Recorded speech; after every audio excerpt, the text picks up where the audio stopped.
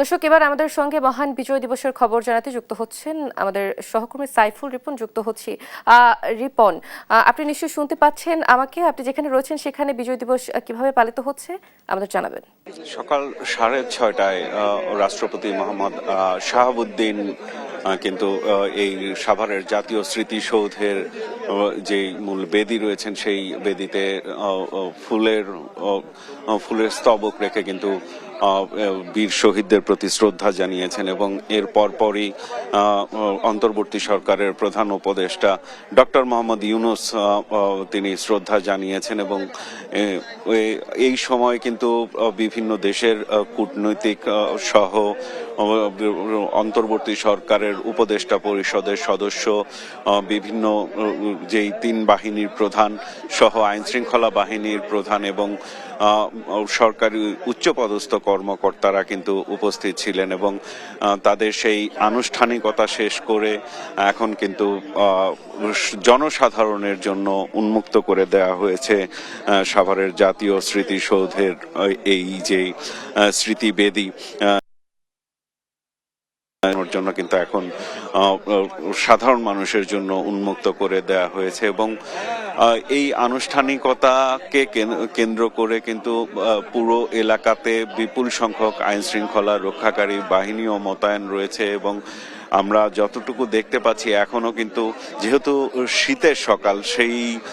সে কারণে অনেকটাই লোকজনের চাপ আমরা কম দেখতে পাচ্ছি এবং রাজনৈতিক দলগুলোও তারা তাদের নির্ধারিত সময়ে এসে এখানে তাদের শ্রদ্ধা নিবেদন করবেন এবং কিছুক্ষণের মধ্যেই বিভিন্ন সামাজিক, রাজনৈতিক এবং সাংস্কৃতিক যে সংগঠনগুলোর পাশাপাশি যে সাধারণ মানুষ তারা কিন্তু তাদের শ্রদ্ধা নিবেদন করবেন এবং এই দিবসটি, মহান দিবসটি উপলক্ষে কিন্তু ইতিমধ্যেই রাষ্ট্রপতি এবং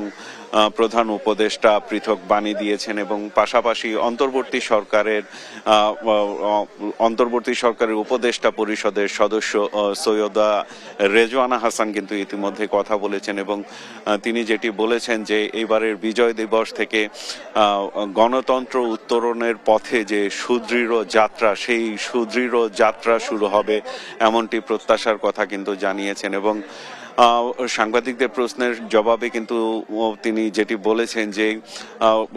প্রতিপক্ষকে হত্যা করে কিংবা আঘাত করে যে রাজনীতি, সেই রাজনীতি আসলে একটি কাপুরুষোচিত আচরণ,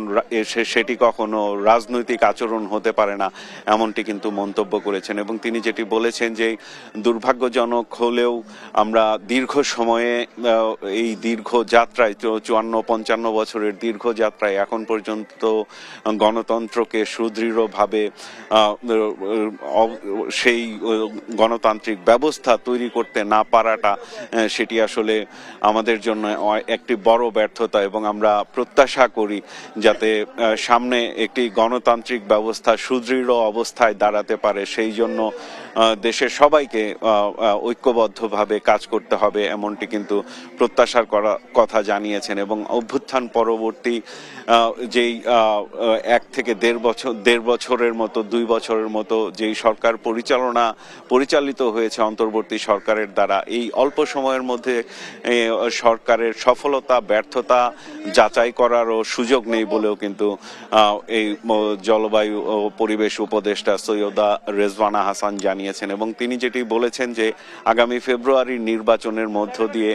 গণতান্ত্রিক উত্তরণের একটি নতুন পথ তৈরি হবে এবং সেই উত্তরণের পথ ধরে বাংলাদেশে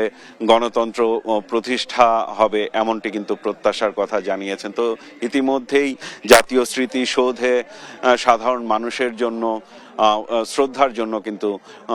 উন্মুক্ত করে দেয়া হয়েছে। অতসী দর্শক, এবার মহান বিজয় দিবস উদযাপনের খবর জানাতে আমাদের সঙ্গে যুক্ত হচ্ছেন আমাদের সহকর্মী শাহাদাত নিশাত।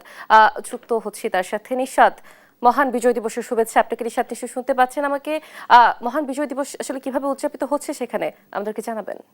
জি, ধন্যবাদ আপনাকে। প্রথমে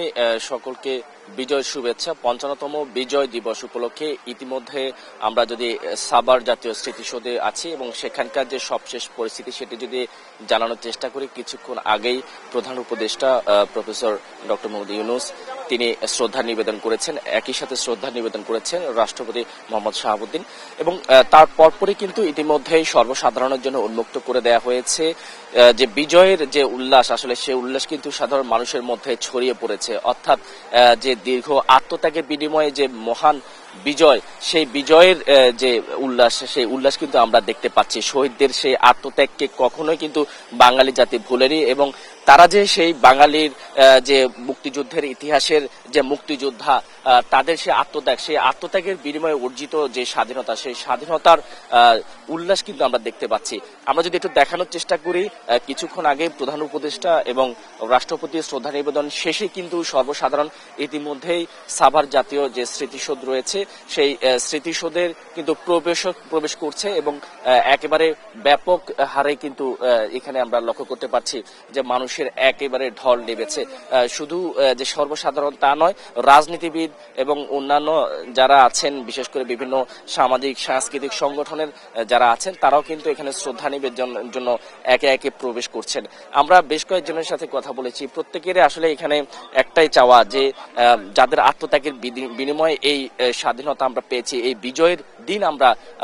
ভোগ করছি, তাদের সেই আত্মত্যাগ, সেই মহান মুক্তিযুদ্ধের শহীদদের প্রতি তারা যেমন এক কৃতজ্ঞতা প্রকাশ, একই সাথে এই স্বাধীন বাংলাদেশ যেন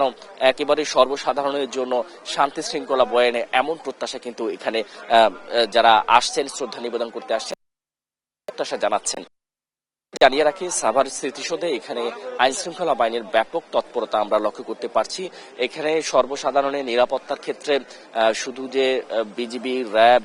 ডিবি পুলিশ এবং এখানকার ঢাকা জেলা পুলিশ এখানে উপস্থিত আছেন, সেই সাথে আর একটু যদি জানিয়ে রাখি, এখানে অন্যান্য শুধু যে আইন শৃঙ্খলা বাহিনী রয়েছে তা নয়, স্বেচ্ছাসেবী সংগঠনের সদস্যরা আছেন, যেন একে একে সাভার স্মৃতিসৌধের সেখানে শ্রদ্ধা নিবেদনের জন্য কোনো ধরনের কোনো অপ্রীতিকর ঘটনা না ঘটে, সেই লক্ষ্যেই কিন্তু এখানে সর্বসাধারণ মানুষজন একটি পথে আসছেন এবং আরেকটি পথ তৈরি করা হচ্ছে, যে পথ দিয়ে শ্রদ্ধা নিবেদন শেষে তারা এখানকার সাভার স্মৃতিসৌধ ত্যাগ করছেন। তো এই ছিল সাভার স্মৃতিসৌধের সামনে থেকে আমার কাছে থাকা বিজয় দিবসের, বিজয়ের শহীদদের প্রতি শ্রদ্ধা নিবেদনের সবশেষ খবর।